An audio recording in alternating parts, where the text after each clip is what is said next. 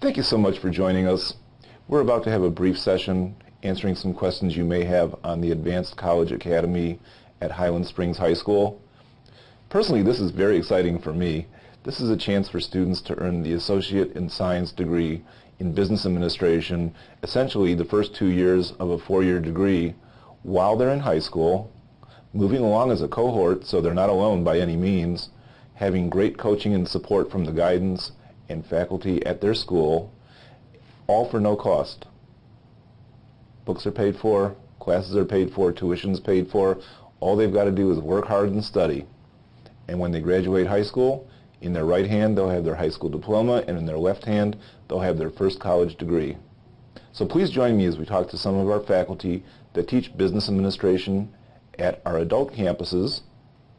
Although they may not be meeting your students in your classrooms, they've got great perspectives on what it takes to be successful as a business administration student at J. Sargent Reynolds. And thank you. Well, thanks everyone. Before we finish today, I just have a few more questions. So anyhow, what sort of career paths are possible for students in the Business Administration AS degree? Well, the Business Administration AS degree is actually a general education degree to prepare students to enter many fields of business. And one can start there and then head into banking, finance, marketing, management, and various other areas of business. Do you think it's necessary that they go ahead and complete and go for the bachelor's degree as well? Absolutely, because these days associate degree is not enough to really get the technology-intensive courses that industry desire. Therefore, pursuing a bachelor's degree is a good way to enter the market and command a good opening salary. And there are many four-year colleges that accept our associate degree once they leave J. Sargent and go on to a four-year college. There's just many colleges other than just the local ones right here in Richmond, Virginia, that the students can transfer to once they leave J. Sargent Reynolds. Professor Davis, I want to follow up on that comment. I certainly agree with you. If they do transfer and they go into a university program, what sort of majors might they enter into? They can go in accounting, they can go into human resource management, they can go into marketing, they can go into real estate, they can go into finance, they can go into computer technology. There's just many areas they can go into. Well, here's where the argument starts. We've all got our alma maters and we have our favorite colleges and we've all been through the university program. So in your opinion, what are some of the best university programs for students studying business administration? I would say VCU would be a great college for our students, four-year college for our students leaving J. Sargent to transfer to. Even though we do have other agreements with other four-year colleges, they're local, they're right here in Richmond. Students are familiar with the area and where the college is located. So I think it makes it easy access from here to J. Sargent to VCU, even though there are many other four-year colleges in the state of Virginia that do accept our program. The beauty of the program is that we have articulation agreements with most of the universities in Virginia. And this preparatory degree allows our students to transfer anywhere, to JMU, VCU, like she said, Virginia Tech even, depending on their area of interest. So final question of the day. Let's say this all worked and the students do great in their high school and earn the associate degree, then they matriculate and they earn the bachelor's degree. What's the value? Would it be wise to go ahead and pursue a master's degree? Is there some additional value that student might want to consider? I feel that if you are graduating with your bachelor's degree, not all the time do they know exactly what they need to get their master's in. Sometimes working for a couple years out in the field, just because you have your bachelor's degree in business administration doesn't mean you don't go get your master's degree in, let's say, technology, IT. So once you're out in the field and you know what you want your master's in, I think that's a great idea. And I was just going to add to that in addition to obtaining a master's degree, it is always good to be able to set yourself apart from other candidates in your field and pursue certificates such as a certificate of public accountant, CPA license, among many others within your field of interest. And I truly believe it will open more doors, really. When I finish I'm going to be talking personal in here. When I finish my bachelor's degree, I had a hard time finding a job. Then I looked for a job for about an entire year. I couldn't find a job. People wanted, the companies wanted someone with more like specified experience, and so I had to go for my master's. And even before graduating, I got job offers, and I immediately started working after that. So I think it will open more doors. Even money-wise, believe it or not, is going to be much better if you have a master's compared to a bachelor's degree. I just wanted to thank everyone for taking time out of your busy schedules to help us. I know that the parents, the students, and other stakeholders are interested in the Advanced College Academy at Highland Springs High School, and you've really helped make a difference by answering some of these questions. Thank you again.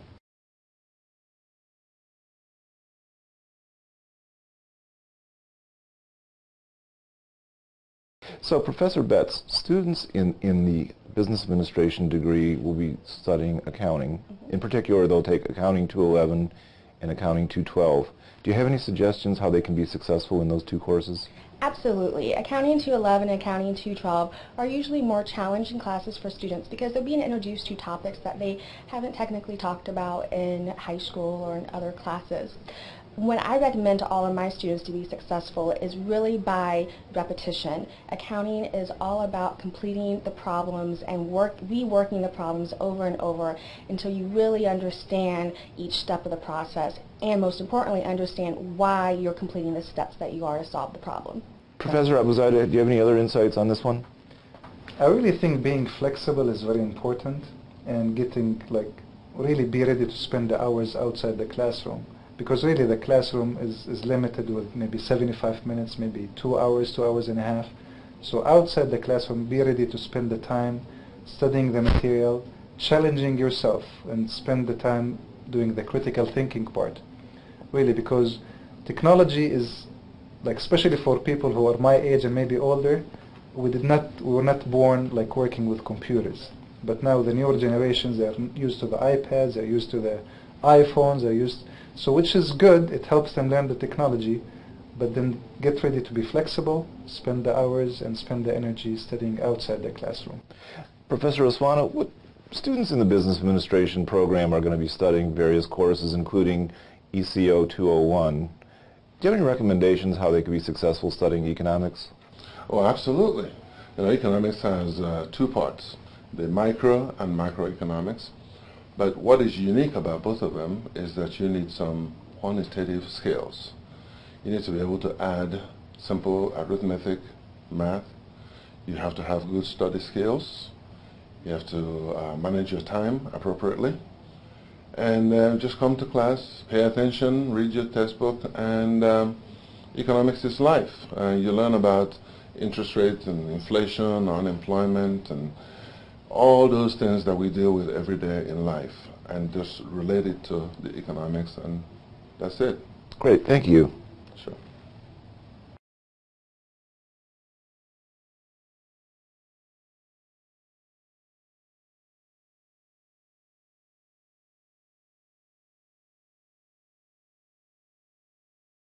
Professor Betts, what type of skills and habits and competencies should a student have to be successful in these classes?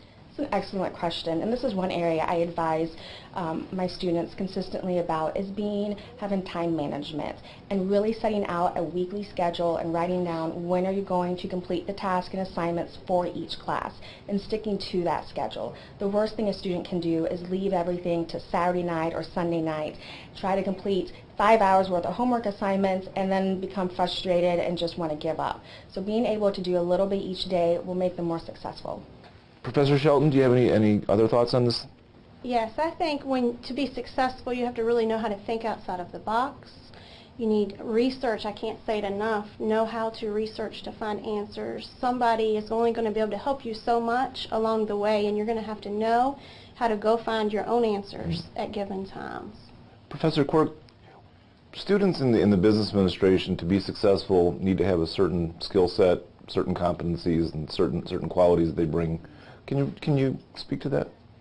Yeah, I think the biggest one is an interest in how the universe works. Business is all about putting customers, producers, the economy, the politicians, the whole ball of wax together. It's more complicated today because of the technology background. Things move a whole lot faster. So one of the things, one of the top skills of students today is curiosity. You know, I want to know what's out there, and then they've got a professor that can teach them that. They're assisted by the book. We're a knowledge and information-based society, so an integral part of that is understanding where the knowledge is, how to use the technology, and get it into an accessible format that allows people to use it to their advantage. Great, thank you. You're welcome.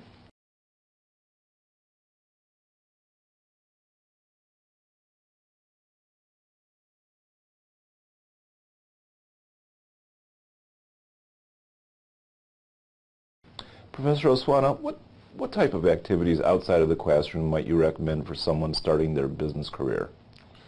I think it's essential for anybody in business or trying to study business to interact with other people.